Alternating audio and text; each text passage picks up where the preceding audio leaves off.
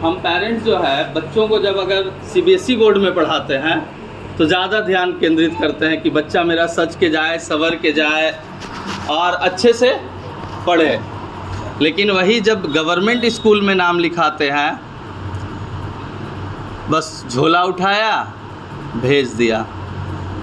आप लोग के ज़माने में शायद पढ़ाई अभी के टाइम से ज़्यादा बेहतर होता हो, लेकिन इधर लगभग 2023 से गवर्नमेंट ने टीचर के एग्ज़ाम के लिए जो है टीचर को बहुत ज़्यादा मेहनत करके टीचर की नौकरी मिल रही है सरकारी। पहले जैसा अब आसान सरकारी नौकरी नहीं रहा, टीचर का भी खास के। कुछ पेरेंट्स अपने बच्चों को पढ़ाने के लिए इतने सशक्त होते हैं कि वो बहुत ज़्यादा मेहनत करते हैं और उनको पढ़ाते भी हैं, स्कूल भी भेजते हैं, ट्यूशन भी भेजते हैं। यहाँ तक पेरेंट्स का कहीं पर से कोई रोल गलत नहीं और बहुत अच्छा है।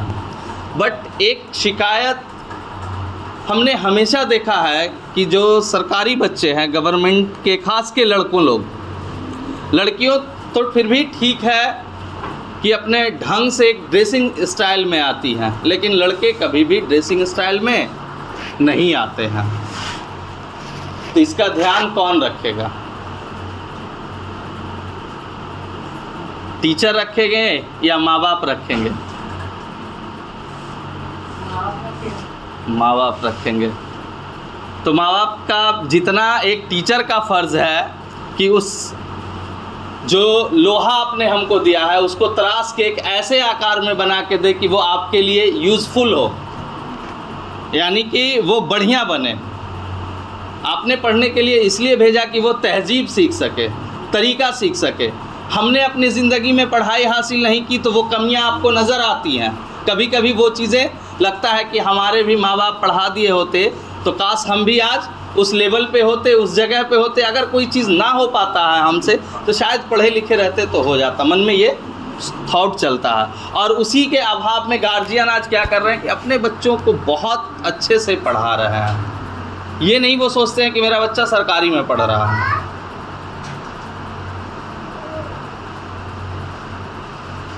अभी तक जो हमने 10 साल में देखा है, लड़कियों की पढ़ाई में हमेशा इजाफा हो रहा है, लेकिन लड़कों के पढ़ाई में हमेशा इजाफा नहीं हो रहा है। रीज़न है लड़के बाहर भी रहते हैं, खेलते भी हैं, घर का काम भी बहुत कम करते हैं, जबकि बेटियां घर का काम भी सारा करती है, उसके साथ साथ वो अपनी पढ़ाई भी पूरी करती है और समाज में बहुत अच्छा रिज़ल्ट भी दे रही है। आप हर साल अपने माशरे में आप लोगों ने देखा होगा कि बेटियों का रिज़ल्ट बेटों से ज़्यादा बेहतर जा रहा है। और हमारे इस्लाम में भी है कि बेटी को जितना आला तरीन पढ़ाया जाए उतना ज़्यादा बढ़िया। बेटा पढ़ेगा तो सिर्फ एक को पढ़ाएगा, लेकिन एक बेटी पढ़ेगी तो कई नस्लों को वो पढ़ाएगी। अगर बेटी बड़ी है तो वो अपने से छोटे भाई बहन सबको पढ़ाएगी। जब वो किसी की बीवी बनेगी तो अपने बाल बच्चों को पढ़ाएगी। जब वो दादी दादा बनेगी तो अपने पोते पोतियों को पढ़ाएगी। कई स्टेप में वो पढ़ाएगी। लेकिन एक बेटा पढ़ा कमाने के लिए वो कहाँ चला जाएगा? बाहर चला जाएगा। अस्सलाम वालेकुम, आ जाइए। बाहर चले जाएंगे। तो मेरा एक पेरेंट से सबसे पहला ये है रिक्वेस्ट है, ये हम्बल रिक्वेस्ट, कि जैसे आप जुमा के दिन नमाज के लिए बच्चों को रेडी करते हैं, तैयार करते हैं कि मेरा बच्चा रेडी हो, नहा धो कर के बढ़िया कपड़ा पहने, ढंग से मस्जिद जाए। ये भी एक मस्जिद ही है कि जहाँ आपका बच्चा जितने ढंग से आएंगे, घर से लेके इंस्टीट्यूशन आने तक और इंस्टीट्यूशन से पढ़ के वापस जाने तक, उसके सारी एक्टिविटी को जितने भी आपके जानने वाले हैं वो ऑब्ज़र्व करते हैं। अगर आपका बच्चा तहजीब से जा रहा है, भाई कहाँ पढ़ा रहा है बाल बच्चा को, तो फलाने जगह पढ़ा रहे हैं, बहुत अच्छा सलीका से आता जाता है। वही बच्चा बढ़िया इंस्टीट्यूट में पढ़ रहा, तहजीब नहीं है, तो वो बच्चा किसी काम का नहीं। वो बच्चा एक चटाई पे बैठ के पढ़ रहा है, लेकिन उसके अंदर बहुत ज़्यादा तहजीब है, अपने से बड़ों की इज्जत करता है। आज का आपका बेटा जो खड़ा है यहाँ पे, सारे का आँख दिखाता है। डंडा देख सकते हैं आप लोग, कहा जाता है कि एजुकेशन में डंडा नहीं उठाना चाहिए, मना है। आप लोग भी पढ़ा होगा मदरसा में, तो सारे लोग गए होंगे, कभी इमाम साहब को पलट के जवाब दिया है?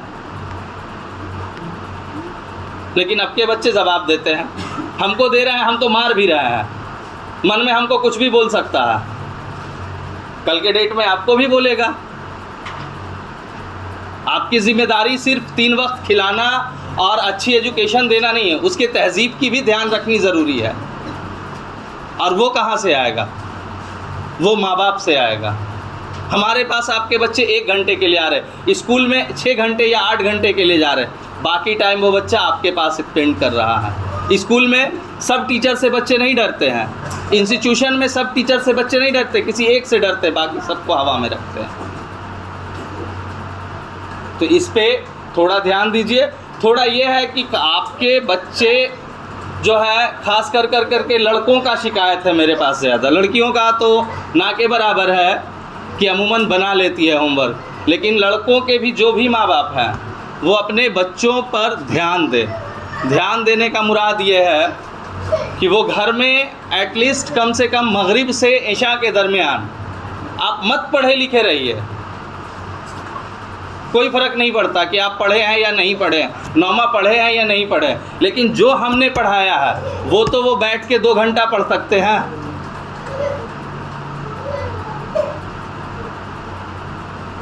ये हर पेरेंट्स को रिस्पॉन्सिबिलिटी लेनी होगी। खाली टीचर पढ़ाए, आया सुना, बोर्ड पर से देखा, उतारा, चले गए। बहुत सारे बच्चे ऐसे हैं जिनको हिंदी लिखना नहीं आ रहा है, खास कर करके आपका बेटा राशिद बिलाल। राइटिंग आप देखिए कॉपी उठा के, बिहार बोर्ड में राइटिंग पे नंबर दिया जाता है। इन लोग इतना छोटा नहीं है कि डेली मारना संभव है कि हम डेली मारें, डेली मारना भी संभव नहीं है। मारना उतना ही संभव है जितना वो झेल सकता है। अगर मार का इन लोगों को खौफ होता, डर होता, तो इन लोग डिसिप्लिन में आता। लेकिन इन लोगों के माइंड में एक चीज़ सेट है बच्चों के कि हमको मारे या पीटे, हमको जैसे हैं वैसे जाएंगे। सो के उठे, सुबह 6:30 बजे क्लास है, हम बच्चों को 5:30 में उठाएंगे, रेडी करवाएंगे, किताब लेके जा रहा नहीं जा रहा हम चेक करेंगे। इस बार तो हम आपसे जो फ़ीस लिया है उसके बदले में आपको हमने किताब प्रोवाइड किया है कि कोई बच्चा ये ना बोल सके कि हाँ मेरे पास किताब नहीं है। इसी के लिए तो लेने का देने का मकसद क्या हुआ? मकसद ये था कि आपके बच्चे पढ़ सके, ज़्यादा बुक पे टाइम दे सके। उसका एक अलग शेड्यूल बनाइए कि घर में वो 4 से 5 घंटा, कम से कम 4 घंटा एटलीस्ट। नहीं भी आप पढ़े हो तो जो बुक आपको मिला है उस किताब को आप पढ़ें।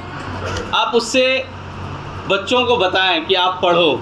नहीं पढ़ोगे, अपने फादर को देख लो, अपने चाचा को देख लो, अपने फूफा को देख लो, किसी का भी आप एग्जाम्पल घर का दे सकते हैं। बाहर का तो नहीं दीजिएगा, इसलिए कि बाहर का आप बोलिएगा मार हो जाएगा। आप बोलेगा देखो हमको बेइज्जत कर रहा। घर का एग्जाम्पल दे सकते हैं कि हम नहीं पढ़े तो देखो हम आज लेबर क्लास का काम कर रहे हैं। पढ़े लिखे होते तो कहीं ना कहीं अच्छी जगह पर अच्छा काम कर रहे होते।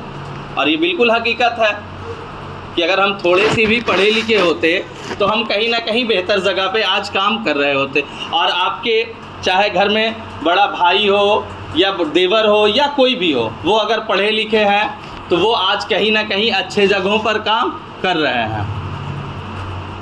दूसरा कि हम लोग उस कम्युनिटी से आते हैं जिसमें एजुकेशन को बहुत कम तरजीह दी जाती है। कहा जाता है कि एजुकेशन आपको अच्छा काम करने के लिए अच्छी एजुकेशन की बहुत ज़रूरत है। अच्छी एजुकेशन में सिर्फ किताबी दुनिया नहीं, किताब के अलावा भी हमारे पास एक किताब और है, कुरान। सबका बच्चा कुरान मुकम्मल पढ़ा हुआ है। मामूल है कि डेली 1 सफ़ा या 2 सफ़ा आप उनको दावत दें कि बेटे पढ़ो। हम नहीं पढ़ पाए, मेरी कुछ मजबूरी रही हो या मेरा जो भी हालात रहा हो, तुम पढ़ो, हम बैठ के सुनेंगे।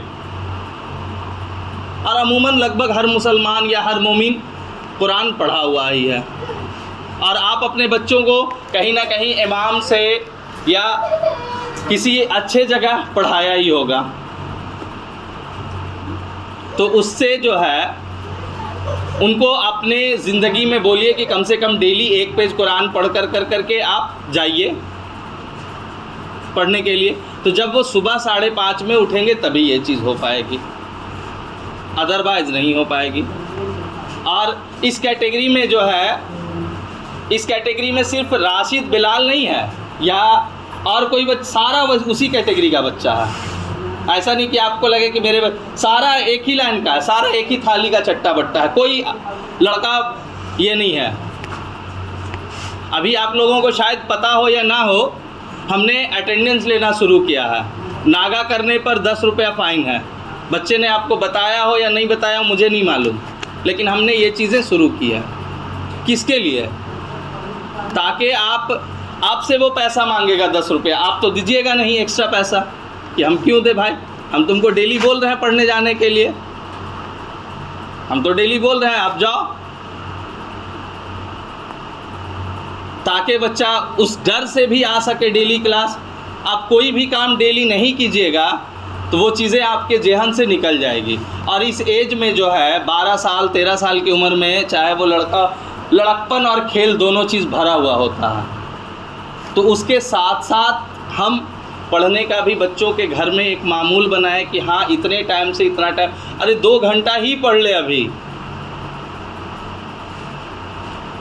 अभी मुजम्मिल सब लोग जानते हैं, इनके घर में फ़ोन किए तो बोलते हैं कि दिन रात फ्री फायर मोबाइल में खेलता है। तो उसको थोड़ी समझ में आने वाला है, नहीं आने वाला है, नहीं बना के दिखाएगा, हकीकत है।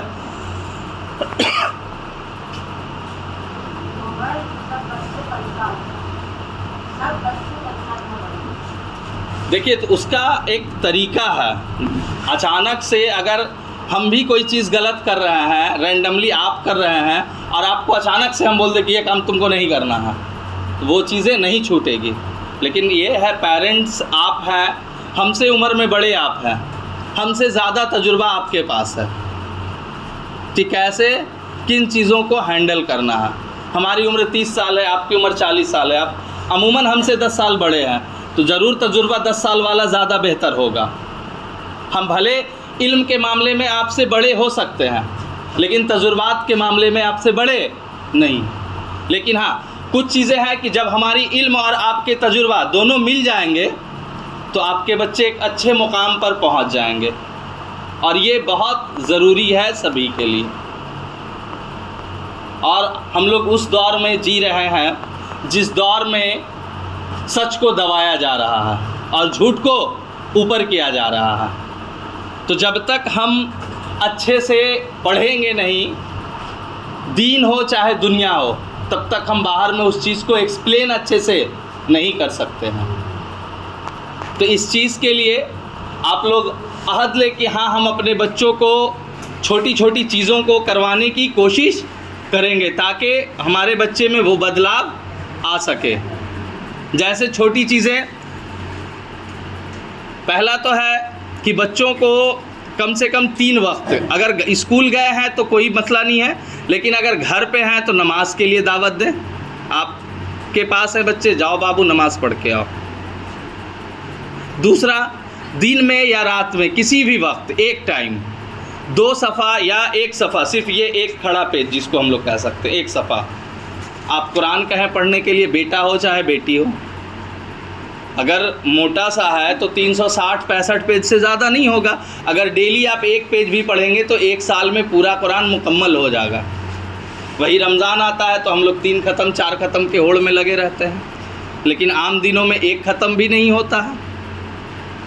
तो ये दूसरी चीज़ें। तीसरी, आपने दुनियावी पढ़ाई पढ़ा रहे हैं अपने बच्चों को,